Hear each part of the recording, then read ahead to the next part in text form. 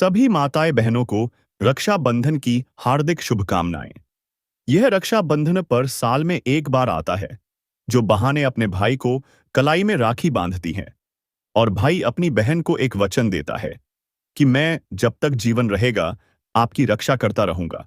और बहन भी साथ में वचन देती है कि जब तक मेरे प्राण रहेंगे, जब तक मैं साथ रहूंगी। तो और यह रक्षाबंधन पर्व भगवान शिव को अर्पित है। तो जो भी भक्त इस वीडियो को लाइक और चैनल को सब्सक्राइब करेगा, उसके भाई का घर कभी सुना नहीं होगा। तो दोस्तों, इस बार रक्षाबंधन कुछ खास होने वाला है और इस रक्षाबंधन पर सभी बहनों को व्रत में एक चीज जरूर खा लेना, जिससे आपकी हर मनोकामना पूरी होगी और आपका भाई जीवन भर। हाँ, रक्षाबंधन पर बहन को अपने भाई को राखी बांधना चाहिए। यह इस पर्व की सबसे महत्वपूर्ण और पारंपरिक परंपरा है। राखी बांधने का अर्थ होता है रक्षाबंधन में राखी बांधने का भावार्थ। बहन अपने भाई की लंबी उम्र, सुख समृद्धि और सुरक्षा की कामना करती है। भाई बहन को जीवन भर उसकी रक्षा करने का वचन देता है। रक्षाबंधन पर राखी बांधते समय बहन सबसे पहले भाई की आरती उतारती है, उसके माथे पर तिलक करती है, फिर दाहिने हाथ में राखी बांधती है, मिठाई खिलाती है और शुभकामनाएं देती है। भाई उपहार या कुछ पैसे देकर आशीर्वाद देता है। यह एक प्यार और स्नेह का त्योहार है, जिसमें भाई बहन का अटूट रिश्ता और मजबूत होता है। अगर आपके मन में कोई विशेष स्थिति या सवाल है, जैसे बहन नहीं हो, भाई छोटा हो, दूर हो आदि, तो आप पूछ सकते हैं, मैं उस पर भी उत्तर दूंगा। रक्षाबंधन पर भाई को गिफ्ट देना चाहिए या नहीं, यह पूरी तरह से आपकी इच्छा, परंपरा और भावनाओं पर निर्भर करता है। परंपरागत रूप से रक्षाबंधन की परंपरा में बहन भाई को राखी बांधती है। भाई बहन को गिफ्ट या शगुन देता है, जैसे पैसे, कपड़े, मिठाई, गहना या कोई उपयोगी वस्तु। अगर बहन भाई को गिफ्ट देना चाहे तो यह बहन के प्रेम और सम्मान का प्रतीक होता है। इससे भाई बहन के रिश्ते में और भी आत्मीयता आती है।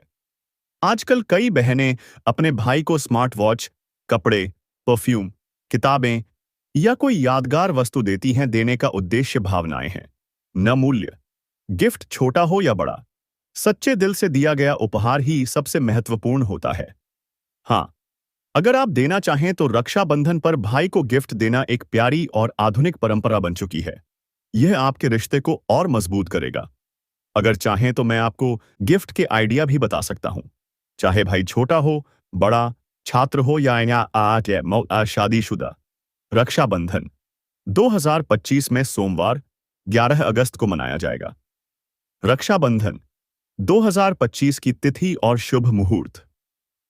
रक्षाबंधन तिथि सोमवार 11 अगस्त 2025। राखी बांधने का शुभ मुहूर्त सुबह 9:28 से दोपहर 3:06 तक। स्थानीय पंचांग के अनुसार थोड़ा अंतर हो सकता है। पूर्णिमा तिथि आरंभ 10 अगस्त 2025 को रात 8:21 पर। पूर्णिमा तिथि समाप्त 11 अगस्त 2025 को शाम 5:31 पर। भद्रा काल में राखी बांधना अशुभ माना जाता है, इसलिए हमेशा शुभ मुहूर्त में ही राखी बांधें। इस दिन श्रावण पूर्णिमा होती है, जो धार्मिक रूप से बहुत पावन मानी जाती है। अगर आप अपने शहर या स्थान के अनुसार सटीक मुहूर्त जानना चाहते हैं तो मुझे बताइए, मैं स्थान अनुसार समय बता सकता हूं। रक्षाबंधन की कई पौराणिक और ऐतिहासिक कहानियां हैं जो इस त्योहार के महत्व को दर्शाती हैं। नीचे कुछ प्रमुख रक्षाबंधन की कहानियां दी गई हैं। श्री कृष्ण और द्रौपदी की कथा। जब श्री कृष्ण ने शिशुपाल वध करते समय सुदर्शन चक्र चलाया तो उनकी अंगुली कट गई। यह देखकर द्रौपदी ने अपनी साड़ी का एक किनारा फाड़कर उनकी अंगुली पर बांध दिया। श्री कृष्ण ने भावुक होकर वचन दिया, इस ऋण को मैं अवश्य चुकाऊंगा। बाद में जब द्रौपदी का चीरहरण हो रहा था तो श्री कृष्ण ने अपनी कृपा से अनंत साड़ी प्रदान कर उसकी लाज बचाई। यही रक्षाबंधन का मूल भाव है, रक्षा का। राजा बलि और माता लक्ष्मी की कथा। वामन अवतार। भगवान विष्णु ने वामन रूप में राक्षस राज बलि से 3 पग भूमि मांगकर उसका सब कुछ ले लिया और पाताल में जाकर राजा बलि की रक्षा करने लगे। माता लक्ष्मी विष्णु को वैकुंठ लौटाना चाहती थीं। वे बलि के पास एक ब्राह्मणी बनकर पहुंची और उसे राखी बांध दी। बलि ने रक्षा का वचन दिया और जब लक्ष्मी ने अपनी असली पहचान बताई तो बलि ने उन्हें और भगवान विष्णु को वैकुंठ लौट जाने की अनुमति दी। रानी कर्णावती और हुमायूं की कथा। ऐतिहासिक। चित्तौड़ की रानी कर्णावती ने मुगल शासक हुमायूं को राखी भेजी थी जब बहादुर शाह ने चित्तौड़ पर आक्रमण किया था। हुमायूं ने राखी का मान रखते हुए सेना लेकर उसकी रक्षा के लिए निकल पड़ा। हालांकि यह कथा ऐतिहासिक प्रमाणों में स्पष्ट नहीं है, पर यह रक्षा और विश्वास की भावना का प्रतीक बन गई है। रक्षाबंधन का सार।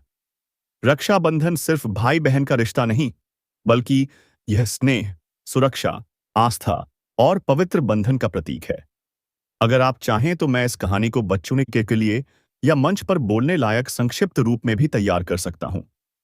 रक्षाबंधन का इतिहास बहुत पुराना और समृद्ध है। यह त्योहार भाई बहन के पवित्र रिश्ते, सुरक्षा के वचन और स्नेह का प्रतीक है। रक्षाबंधन का उल्लेख वेदों, पुराणों और ऐतिहासिक घटनाओं में भी मिलता है। आइए जानते हैं इसका इतिहास और विकास। वैदिक काल में रक्षाबंधन, रक्षा सूत्र, चार्टिस आइशोलासन अलय के का उल्लेख सबसे पहले भविष्य पुराण में मिलता है।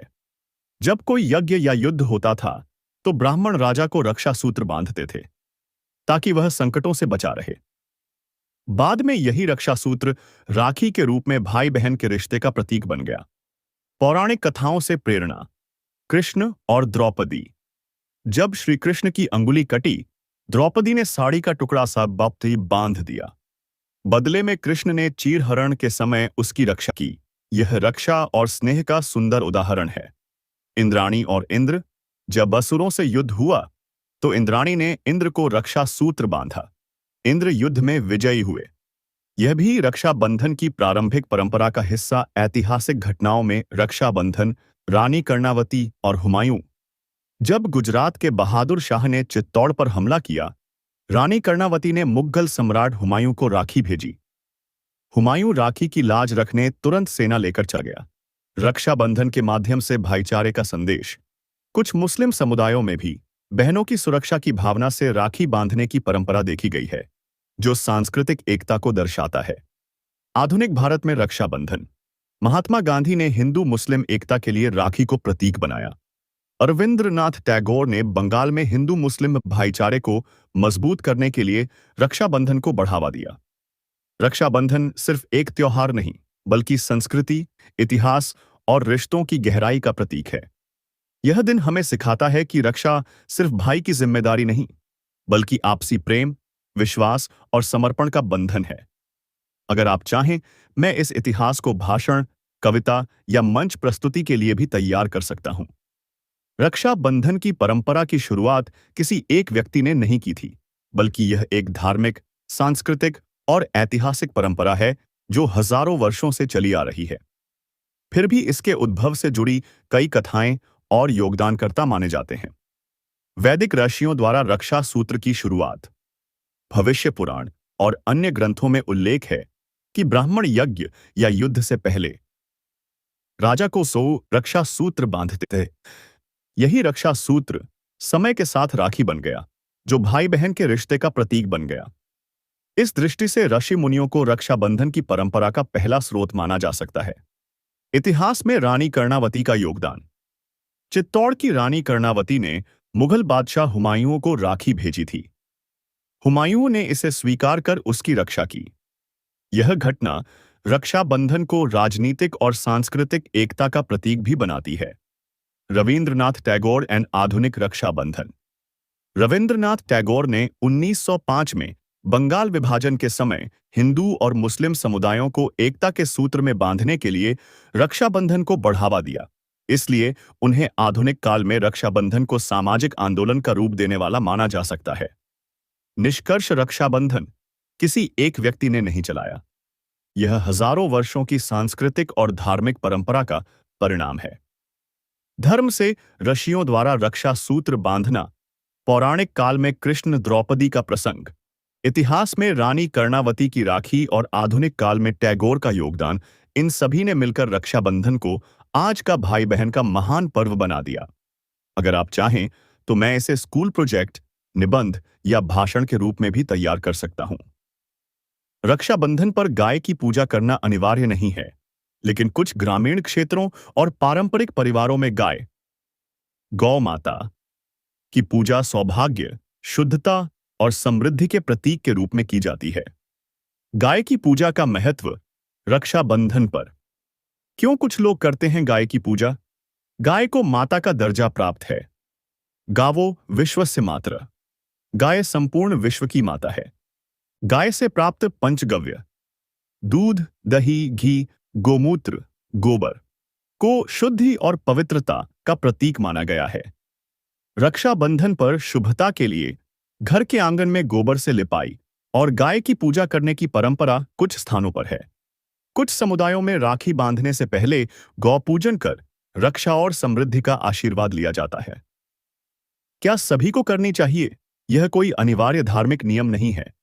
यदि आपकी परिवार परंपरा या ग्राम्य रीति में गाय की पूजा होती है तो जरूर करें, अन्यथा सिर्फ राखी और भाई की पूजा करना ही पर्याप्त माना जाता है। यदि करना चाहें तो गाय की पूजा कैसे करें? गाय को स्नान कराएं या साफ पानी से धोएं। माथे पर हल्दी कुमकुम का तिलक करें, फूल माला पहनाएं, गुड़, चना या हरा चारा खिलाएं, घी का दीपक जलाकर आरती करें। रक्षाबंधन पर गाय की पूजा जरूरी नहीं है, लेकिन करना चाहें तो यह शुभ और पुण्यदायक मानी जाती है। अगर आप चाहें तो मैं गाय पूजन की सरल विधि या पूजा मंत्र भी बता सकता हूं। हाँ, रक्षाबंधन पर औरतों को श्रृंगार सिंगार करना शुभ और परंपरागत माना जाता है। यह त्योहार भाई बहन के पवित्र प्रेम, सौभाग्य और सुंदरता का प्रतीक है और स्त्रियों का सिंगार इस पर्व की शोभा बढ़ाता है। ऐसे ही रक्षाबंधन पर सजना संवरना त्योहार का हिस्सा है। यह दिन खुशियों, मिठास और उत्साह का होता है और सिंगार उस भाव को दर्शाता है भाई के लिए सम्मान और प्रेम। बहन जब राखी बांधती है तो उसका सजा संवरा रूप आदर और प्रेम का प्रतीक माना जाता है। रक्षाबंधन पर कौन कौन सा सिंगार करें? सिर में मांग और सिंदूर, विवाहित महिलाओं के लिए चूड़ियां, विशेषकर कांच की या हरी, बिंद मेहंदी नई या साफ साड़ी, ड्रेस, गहने, साधारण या पारंपरिक, हल्का मेकअप। यदि कोई स्त्री व्रत रखती है तो कुछ परंपराएं कहती हैं कि सादा सिंगार करें। विधवा महिलाएं पारंपरिक सिंगार नहीं करती, पर रक्षाबंधन का हिस्सा जरूर बन सकती हैं। हाँ, रक्षाबंधन पर औरतों को सिंगार करना चाहिए। यह शुभता, प्रेम और पारिवारिक परंपरा का हिस्सा है। अगर आप चाहें तो मैं रक्षाबंधन के लिए विशेष सिंगार या पहनावे के सुझाव भी दे सकता हूं। हाँ, रक्षाबंधन पर हल्दी का प्रयोग करना बहुत शुभ माना जाता है। यह हमारी भारतीय संस्कृति में पवित्रता, शुभता और सौंदर्य का प्रतीक है। रक्षाबंधन जैसे पवित्र पर्व पर हल्दी का उपयोग कई प्रकार से किया जाता है। रक्षाबंधन पर हल्दी का प्रयोग कहां-कहां किया जाता है? तिलक में हल्दी भाई को राखी बांधने से पहले उसके माथे पर जो तिलक लगाया जाता है, उसमें हल्दी और कुमकुम मिलाकर लगाया जाता है। यह तिलक सुरक्षा, लंबी उम्र और सौभाग्य का प्रतीक है। राखी में हल्दी का धागा कुछ परंपराओं में, कुछ पारंपरिक घरों में बहनें हल्दी से रंगे पीले धागे को भी राखी की तरह बांधती हैं, जिसे मौली कहते हैं। शुद्धि और रक्षा का प्रतीक माना जाता है। हाथों और चेहरों पर हल्दी लगाना, महिलाएं, कई बहनें रक्षाबंधन के दिन हल्दी का हल्का उबटन लगाकर सौंदर्य और पवित्रता के लिए तैयार होती हैं। हल्दी के धार्मिक और आयुर्वेदिक लाभ, यह सौभाग्य और शुभता का प्रतीक है। हल्दी में एंटीसेप्टिक गुण होते हैं। यह वातावरण और मन दोनों को शुद्ध करती है। हाँ, रक्षाबंधन पर हल्दी का प्रयोग अवश्य करें। यह तिलक, पवित्रता, सुंदरता और शुभता के लिए बहुत उपयोगी और परंपरागत है। अगर आप चाहें तो मैं आपको रक्षाबंधन के तिलक में इस्तेमाल होने वाला मिश्रण और शुभ मंत्र भी बता सकता हूं। रक्षाबंधन पर चूड़ी पहनना परंपरा, सौभाग्य और सौंदर्य का प्रतीक होता है। खासकर बहनें इस दिन विशेष चूड़ियां पहनती हैं जो रंग, भावना और पारिवारिक परंपरा के अनुसार चुनी जाती हैं। रक्षाबंधन पर किस रंग की चूड़ी पहननी चाहिए? हरी चूड़ियां सबसे शुभ, शुभता, समृद्धि और सौभाग्य का प्रतीक हैं। विवाहित और अविवाहित महिलाएं दोनों हरी चूड़ी पहन सकती हैं। खासकर सावन और रक्षाबंधन जैसे त्योहारों में हरी चूड़ी पहनना पारंपरिक है। लाल चूड़ियां प्रेम, ऊर्जा और मंगलता का संकेत देती हैं। यह भी शुभ रंग माना जाता है, खासकर विवाहित महिलाओं के लिए। पीली चूड़ियां आस्था, पवित्रता और बुद्धि का प्रतीक हैं। हल्दी जैसे शुभ तत्वों से जुड़ी होने के कारण रक्षाबंधन पर पीली चूड़ी पहनना भी अच्छा माना जाता है। सफेद या पारदर्शी चूड़ियां अगर आप सादगी पसंद करती हैं, तो ये भी एक शुद्धता और संयम का प्रतीक हो सकती है। विवाहित और अविवाहित के अनुसार महिला की स्थिति, चूड़ी का सुझाव। अविवाहित बहनें हरी, पीली, गुलाबी चूड़ियां। विवाहित बहनें हरी, लाल चूड़ियां मंगल और सौभाग्य के लिए। नवविवाहित महिलाएं कांच की रंगीन चूड़ियां, सोने, लाख की चूड़ियां। विधवा महिलाएं परंपरा के अनुसार चूड़ी नहीं पहनती, पर रक्षाबंधन मना सकती हैं। रक्षाबंधन पर हरी और लाल चूड़ियां पहनना सबसे शुभ माना जाता है। इनका रंग न केवल सुंदरता बढ़ाता है, बल्कि यह सौभाग्य, प्रेम और परंपरा का प्रतीक भी है। अगर आप चाहें तो मैं ड्रेस के अनुसार चूड़ी के रंगों का मिलान भी सुझा सकता हूं। रक्षाबंधन पर मुख्य रूप से भाई की लंबी उम्र, सुरक्षा और सुख समृद्धि की कामना करते हुए राखी बांधने की रस्म निभाई जाती है। लेकिन इस पर्व में कुछ विशेष देवताओं और प्रतीक शक्तियों की पूजा भी की जाती है, जिनका धार्मिक और पौराणिक इतिहास है। रक्षाबंधन पर किसकी पूजा की जाती है? भगवान विष्णु वामन अवतार इतिहास। राक्षस राज बलि से पृथ्वी को बचाने के लिए भगवान विष्णु ने वामन अवतार लिया था। उन्होंने बलि से 3 पग भूमि मांगी और उसके समस्त साम्राज्य को नाप लिया। बलि ने जब वचन दिया कि विष्णु पाताल में रहें, तब माता लक्ष्मी ने बलि को राखी बांधी और विष्णु को लौटाया, इसलिए पूजा। इस कथा के अनुसार रक्षाबंधन पर भगवान विष्णु और माता लक्ष्मी की पूजा कर रक्षा और समृद्धि की कामना की जाती है। चंद्रमा श्रावण पूर्णिमा का देवता। रक्षाबंधन श्रावण मास की पूर्णिमा को मनाया जाता है, इसलिए चंद्रमा की पूजा भी की जाती है। चंद्रमा शीतलता और शांति का प्रतीक है। गाय सिसिए गौ माता। कुछ परंपराओं में गौ माता की पूजा पवित्रता और पुण्य के लिए की जाती है। गाय को भारतीय संस्कृति में माता का दर्जा प्राप्त है। भाई की पूजा मुख्य परंपरा। बहन भाई की आरती उतारती है, तिलक लगाती है और राखी बांधती है। यह पूजा भाई की सुरक्षा, लंबी उम्र और सफलता के लिए की जाती है। भाई उपहार या वचन देकर बहन की रक्षा का संकल्प करता है। रक्षाबंधन का पौराणिक इतिहास। मुख्य पात्र संदेश कृष्ण, द्रौपदी कथा। श्री कृष्ण द्रौपदी रक्षा और स्नेह का प्रतीक। वामन और बलि कथा। विष्णु, बलि, लक्ष्मीदान, रक्षा और रक्षा सूत्र की शुरुआत। इंद्र और इंद्राणी। इंद्र, इंद्राणी। युद्ध से पहले रक्षा सूत्र बांधने की परंपरा। रक्षाबंधन पर पूजा का मुख्य उद्देश्य है रक्षा, प्रेम और शुभता की भावना को जागृत करना।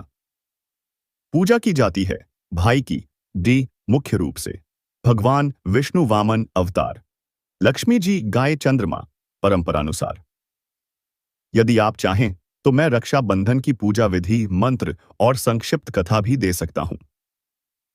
रक्षाबंधन पर भाई को मिठाई और पसंदीदा व्यंजन खिलाना परंपरा और स्नेह का प्रतीक होता है।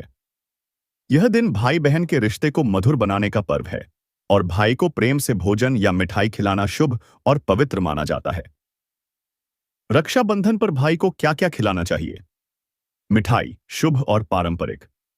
राखी बांधने के तुरंत बाद बहन को भाई को मिठाई खिलानी चाहिए। कुछ शुभ मिठाइयां: मोतीचूर के लड्डू, रसगुल्ले, gulab jamun, kaju katli, barfi, coconut milk chocolate. अगर भाई को डायबिटीज है तो शुगर फ्री मिठाई भी दी जा सकती है। घर का बना विशेष खाना। रक्षाबंधन पर बहन अपने भाई के लिए प्यार से पसंदीदा भोजन बनाती है।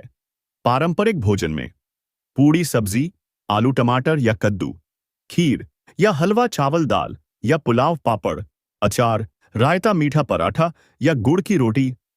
कुछ इलाकों में ठंडा पेय शरबत राखी के बाद भाई को शरबत, ठंडा दूध या पंचामृत देना भी शुभ माना जाता है। भोग का प्रसाद, यदि पूजा की गई हो। अगर आपने पूजा में प्रसाद चढ़ाया है, जैसे मिश्री, फल, पंचामृत, तो सबसे पहले वही प्रसाद भाई को दें। खिलाते समय क्या बोलें, करें? भाई को तिलक करने और राखी बांधने के बाद मिठाई खिलाएं। मन में यह भावना रखें, ईश्वर मेरे भाई को लंबी उम्र, स्वास्थ्य और सफलता दें। भाई मिठाई खाने के बाद बहन को उपहार या पैसे देता है। रक्षाबंधन पर भाई को सबसे पहले मिठाई खिलानी चाहिए, फिर प्यार से घर का बना भोजन दें। यह सिर्फ खाना नहीं, बल्कि प्यार और आशीर्वाद का स्वाद होता है। अगर आप चाहें तो मैं आपको रक्षाबंधन के लिए झटपट बनने वाली मिठाइयों की रेसिपी भी दे सकता हूं। रक्षाबंधन पर जो धागा भाई को बांधा जाता है, उसे राखी या रक्षा सूत्र कहते हैं, और इसका चुनाव परंपरा, भावना और शुभता के आधार पर किया जाता है। यह केवल सजावट नहीं, बल्कि प्रेम, सुरक्षा और आशीर्वाद का प्रतीक होता है। रक्षाबंधन पर किस धागे का प्रयोग करना चाहिए? मौली, कलावा या रक्षा सूत्र। सबसे पवित्र धागा यह लाल, पीला और हरा रंग का त्रिरंगी पवित्र धागा होता है। इसका प्रयोग वैदिक पूजा और यज्ञों में भी होता है। कई बहनें पहले मौली बांधती हैं, फिर राखी। यह धार्मिक और आध्यात्मिक शक्ति का प्रतीक है। अगर आपके घर में परंपरागत पूजा होती है, तो मौली जरूर बांधें। हल्दी से रंगा हुआ पीला धागा, यह खासतौर पर गांवों और पारंपरिक घरों में इस्तेमाल होता है। शुद्धता और शुभता का प्रतीक माना जाता है। इसमें अक्सर गांठें लगाकर भाई की कलाई पर बांधा जाता है। सज्जित राखियां, डिजाइन वाली राखी। आजकल बाजार में सुंदर सुंदर राखियां मिलती हैं। रेशमी धागों से बनी मोल्डेड डिजाइन, मोती, कुंदन, झुमकी वाली राखी। ये राखियां सजावट के साथ साथ भावनात्मक मूल्य भी रखती हैं। रुद्राक्ष या तुलसी की राखी, धार्मिक महत्व के लिए। अगर भाई धार्मिक है, तो आप रुद्राक्ष या तुलसी से बनी राखी बांध सकती हैं। यह सभी दोषों से रक्षा करने और शांति देने वाला माना जाता है। राखी बांधते समय मंत्र। संक्षिप्त: रक्षाबंधनम बध्नामि रक्षा सूत्रम धराम्यहम येन त्वम रक्षितो भूत्वा जीवेम शरदः शतम्। इसका अर्थ है, मैं यह रक्षा सूत्र बांधती हूं, जिससे तू सुरक्षित रहे और 100 वर्षों तक जीवन जिए। रक्षाबंधन पर मौली, हल्दी रंगा पीला धागा या सुंदर पारंपरिक राखी का उपयोग करना शुभ होता है। राखी कोई भी हो, उसमें बहन का स्नेह और रक्षा की भावना सबसे महत्वपूर्ण होती है। अगर आप चाहें तो मैं आपको घर पर सादा या मौली से राखी बनाने की विधि भी बता सकता हूं। रक्षाबंधन पर राखी बांधने का समय, मुहूर्त विशेष रूप से श्रावण मास की पूर्णिमा तिथि पर तय होता है और इसे भद्राकाल से बचकर बांधना चाहिए। रक्षाबंधन 2025 में राखी बांधने का शुभ समय, मुहूर्त, तिथि सोमवार 11 अगस्त 2025। राखी बांधने का शुभ मुहूर्त सुबह 9:28 से दोपहर 3:06 तक। स्थानीय पंचांग के अनुसार थोड़े अंतर संभव हैं। भद्राकाल समाप्त होगा। सुबह 9:28 पर भद्राकाल में राखी नहीं बांधनी चाहिए। यह अविनाश या अशुभ माना जाता है।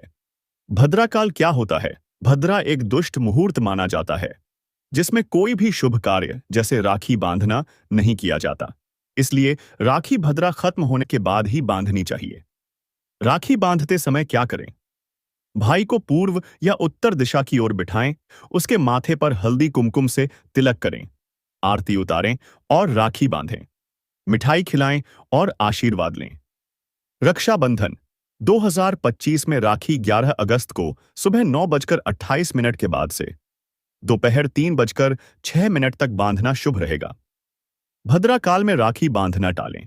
यदि आप चाहें तो मैं आपके शहर के अनुसार सटीक मुहूर्त भी निकाल सकता हूं, बस स्थान बताइए।